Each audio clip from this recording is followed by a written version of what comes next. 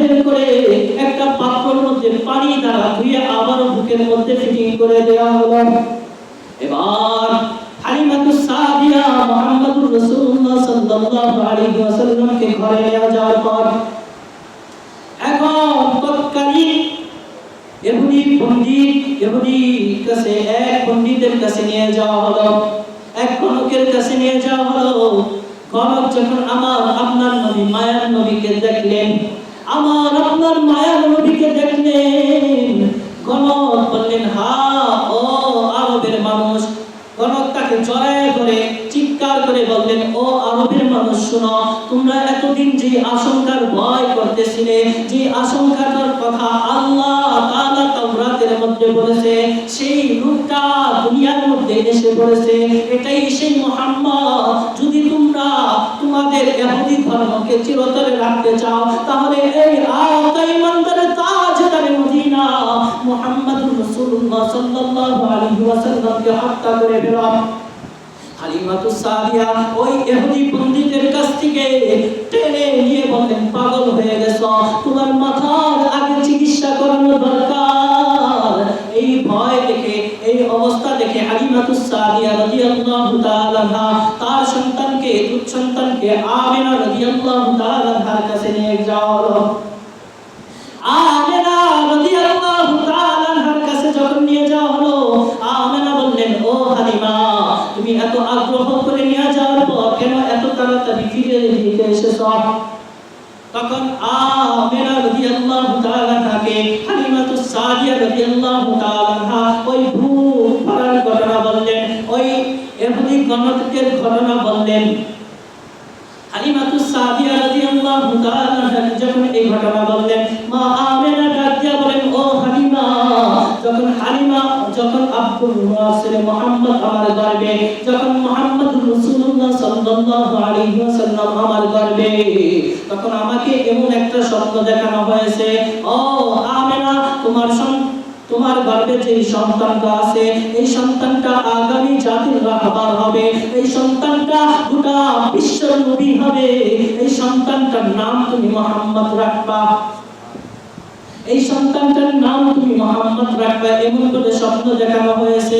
আমার গর্ভে যখন আমার মায়ার নবী, আমার সন্তান যখন আমার গর্ভে, তখন অন্য সমস্ত মহিলারা প্রসব বেদনার কারণে কত কান্না করে, আমার নবী আমার গর্ভে থাকা অবস্থায় আমি কোনো বিন্দু মাত্র কষ্ট পাই নাই।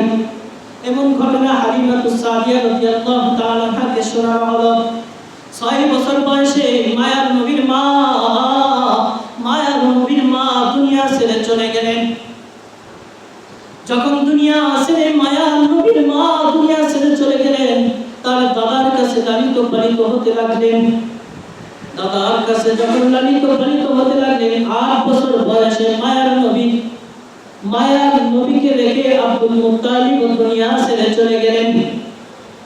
এখন 8 বছর বয়সে যখন 8 বছর পর হযরত আবু তালেবের কাছে লালিত পালিত হতে লাগলেন। চাচা আবু তালেবের কাছে লালিত পালিত হওয়ার সময় একদিন নবী আলাইহিস সালাতু ওয়াস সালাম বললেন, ও চাচা, কোথায় যাবেন? বলে, সিরিয়াতে ব্যবসার উদ্দেশ্যে আমি রওনা দিচ্ছি।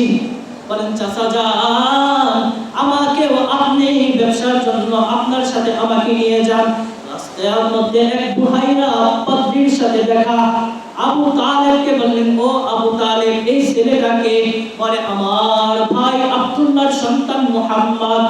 বলেন, ও আবু তালেব, শুনিয়া নাও, এ হলো আগামী জাতির রাহবার, এ হলো গোটা দুনিয়ার নবী হবে। একে যদি তুমি সিরিয়ায় নিয়ে যাওয়া হয়, তাহলে সিরিয়ার ইহুদি খ্রিস্টানরা, সিরিয়ার ইহুদিরা আমার নবী তোমার ভাতিজাকে হত্যা করে ফেলবে। অতএব তোমার জন্য কল্যাণ হবে না সিরিয়ায় নিয়ে যাওয়া। এভাবে বলার পর আল্লাহর নবী সাল্লাল্লাহু আলাইহি ওয়াসাল্লামকে মক্কায় পাঠিয়ে দিলেন। এভাবে একটা পর্যায়ে নবী আলাইহিস সালাতু ওয়াসসালামের শিশু জামানত পাড়ি দিলেন। আবার যখন সিরিয়ার উদ্দেশ্যে রওনা দিলেন, একদিন হযরত খাদিজা রাদিয়াল্লাহু তাআলা তার ব্যবসার উদ্দেশ্যে আল্লাহর নবী সাল্লাল্লাহু আলাইহি ওয়াসাল্লাম সিরিয়ার উদ্দেশ্যে রওনা দিবেন। খাদিজাতুল কুবরা রাদিয়াল্লাহু তাআলা তৎকালীন আরবের মধ্যে সর্বধনী একজন মহিলা ছিলেন, ধনাঢ্য একটা মহিলা ছিলেন। সমাজের মধ্যে যারা গরিব দুঃখী বাচ্চা ছিলেন, গরিব দুঃখী যুবক ছিলেন, গরিব দুঃখী মানুষ ছিলেন, তাদেরকে তার ব্যবসায়ী পণ্য দিয়ে বিভিন্ন অঞ্চলে পাঠানো হতো। এমনি ভাবে আমার আপনার নবী মায়ার নবীকে সিরিয়ায় পাঠানোর পরিকল্পনা করলেন। যখন আমার নবী মক্কা থেকে সিরিয়ার মধ্যে পণ্য নিয়ে গেলেন, পণ্য যখন বিক্রি করলেন, দেখেন দ্বিগুণ লাভ করে আমার নবী আসলেন। তার সাথে একটা আল্লাহর নবীকে দেখার জন্য একটা রূপ দেওয়া হয়েছিল, একটা গোলাম দেওয়া হয়েছিল। খাদিজাতুল কুবরা রাদিয়াল্লাহু তাআলা জিজ্ঞাসা করলেন, ও গোলাম, রাস্তার মধ্যে কি ঘটনা ঘটেছিল? রাস্তার